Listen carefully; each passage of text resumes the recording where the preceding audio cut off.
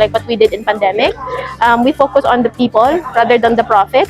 Last pandemic, what we did was naglabas kami ng ramen kit. Dati talagang da-dine-in ka. So walang dine-in, ginawa namin, frozen ramen kit, and then may consumer para yung mga empleyado natin may trabaho.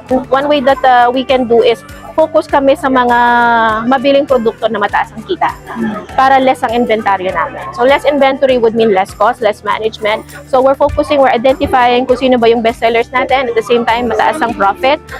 Unahin namin yung ipupush para the business can be sustained while we are keeping the employment of our people. We have work from home setup. So every Friday work from home na yung office team namin to make sure that number one, yung office wala na siyang operational expenses. At the same time, hindi na kailangan magbiyahe ng mga empleyado natin for a day. Meron kaming carpooling, meron kaming mga activities such as yung lights off, may mga oras na nakamonitor.